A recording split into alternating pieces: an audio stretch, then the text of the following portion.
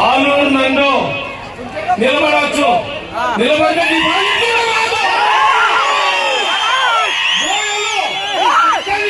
ఉండే ప్రాంతము ఆలూరు తాలూకా అక్కడ ఎందుకు నిలబడలేదు?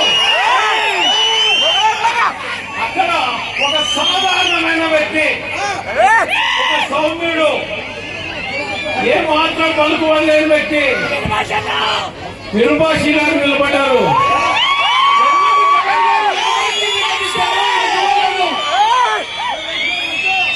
అది కూడా బోయలు ఎక్కువగా ఉన్న ప్రాంతమే. అక్కడ బోయలు వచ్చి తరిమి వేయబడిన వ్యక్తి జయరామ్ గారు. నేను ఎందుకు చెప్తానంటే అమ్మ, నేను పాత గుంతకల్కే ఎందుకు రావాలనుకున్నానంటే ప్రతి ఒక్క ఇల్లు నాకు తెలుసు. 15 సంవత్సరాలు ఈ ప్రాంతంలో నేనున్నాను.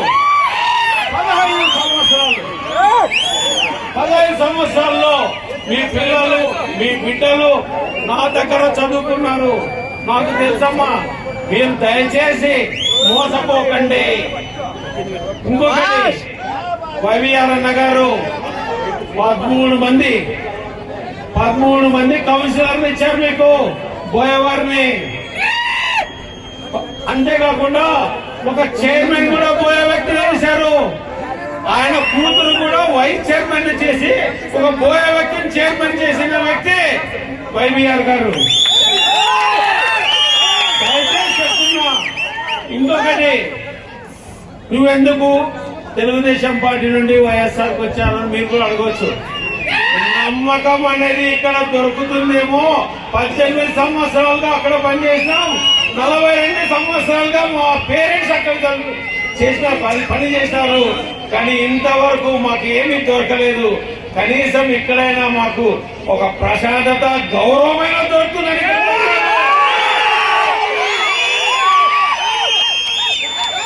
చెప్తా.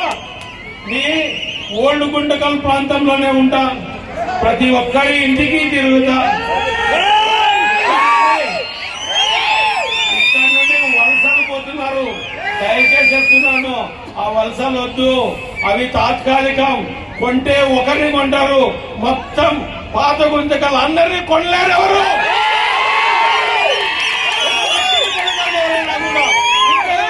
కొనగలరు, కానీ మొత్తం పాత గుంతకలన్నీ లక్షలు పెట్టి కొనగలరు. వీళ్ళు అంటే మనుషులకు వెలబెడతారా? వీళ్ళు మనుషులకు వెలగట్టి మీకు దయచేసి